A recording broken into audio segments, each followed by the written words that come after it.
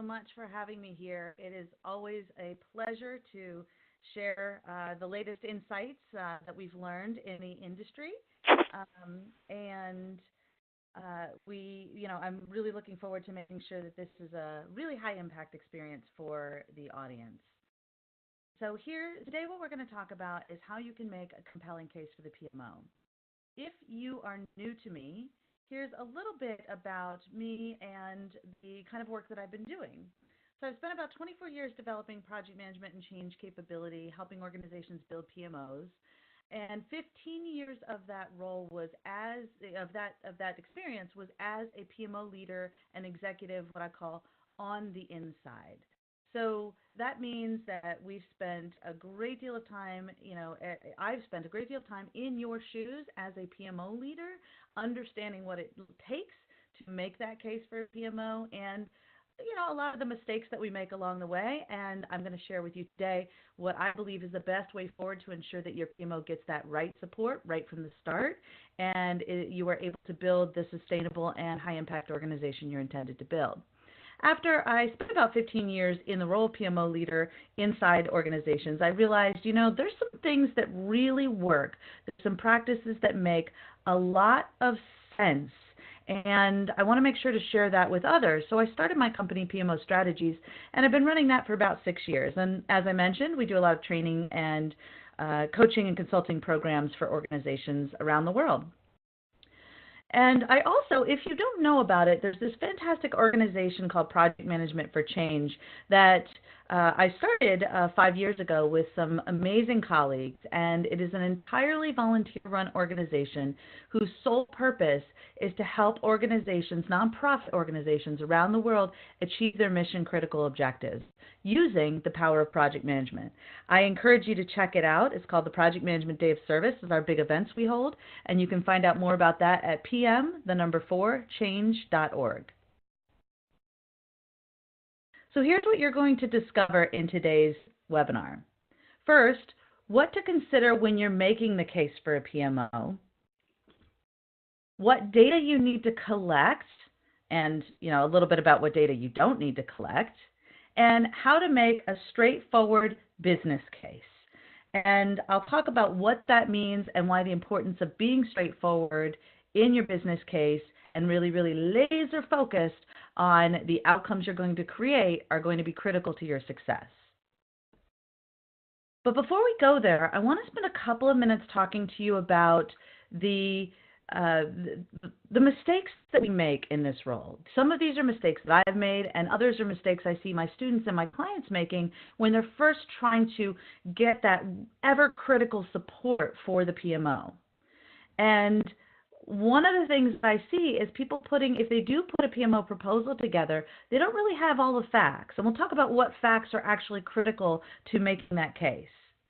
They focus on the type or the model. Even back early in my career, I remember focusing on, well, what's the type of PMO, and are we going to be directive or consultative, or what are we going to focus on managing projects or programs, and really narrowing our scope and our opportunity by getting so focused on what type our PMO should be.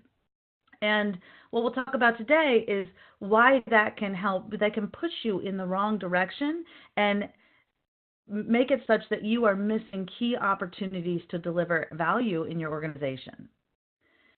Now, this is a big one. Have any of you ever been told that you should sell the PMO or spend a lot of time convincing the PMO leaders that they need a PMO? This is a big one, and it can be absolutely frustrating because, think about it. When's the last time you went into a situation where you were feeling the heavy sell, where they were pushing you and convincing you and cajoling you or pressuring you that whatever they wanted to sell you was the thing you needed to have? And there are some much better techniques that are going to help you get exactly where you need to go with your PMO, and you don't have to do any selling or convincing at all. So we're going to talk about how to address that. And finally, I know I certainly felt like this from time to time. I remember early in my career, after I'd built my first few PMOs back in the late 90s and early this century, and I remember thinking, I know the medicine that they need, and I'm going to tell them what they need to fix, their problems they're having with project management, or they making assumptions about where the opportunities the PMO should pursue without digging in and really getting my facts together and the right information in front of me. So we're going to talk today about this plan, this approach that will help you avoid these common mistakes and start off on the right foot to get that much needed support. But here's the problem. We have this uphill battle that we're facing, many of us, not in all organizations, but in many organizations, there's a lot of challenge with the PMO brand. Sometimes people say, well, we don't do a PMO because they don't work, or PMOs are slow and overhead, and they're just going to get in our way, especially now that a lot of us are in this realm of PMO, fight against Agile. A lot of times Agile comes in and they say, well, we have no need for the PMO, or we have no need for project management. And that's a whole nother conversation. But many of us in our organizations are fighting with some of those ideas about what the PMO should be or is, and it can help, it feels like it's an uphill battle as you're trying to make your case for the PMO. For example, a lot of times PMOs are just seen as a cost center or overhead, and that's missing a huge opportunity for you to be what I call an ROI generator, a return on investment generator. So we'll talk about that a little bit. Many PMOs often create more bureaucracy than actual benefit, and that's the sad case in many organizations, which is why they have such a bad rap. Now, I'm sure that's not the case in your organization, or that's the case and you're trying to fix it, but often that can be a real challenge to kind of the brand that you need to create with your PMO, or people go running because they say, oh, no, we tried that and it didn't work, and it just slowed everything down. And this is a big one we'll talk about today, is ROI. Every one of you on this webinar needs to shift your focus to being an ROI generator. And we'll talk about what that means and why, no matter what kind of project you're running, ROI is a key factor. And your PMO needs to be thought of as a way to generate that return on investment for the organization. The PMO value proposition is unclear, or it's written in project management terms. If you're speaking PM speak to your executives and your stakeholders, they're going to have no idea what you're talking about. And if they have no idea what you're talking about, it's going to be very hard to make the case for a PMO or to make that value proposition clear. And often, the business leader expectations are not set correctly up front or throughout the process. So they're going to make up their own minds about what the PMO should and shouldn't do and where it should and shouldn't provide value unless you are directly tying what you do to the impact that they need to see, the pain points that they need to see. So we'll talk about that today as well. And finally, there's sometimes a situation where the executives that really do need the support of a PMO don't really see the negative outcomes of not having it in place as problems. So you might have a case where they just don't see the negative outcomes of not having it as the problems that you need to solve.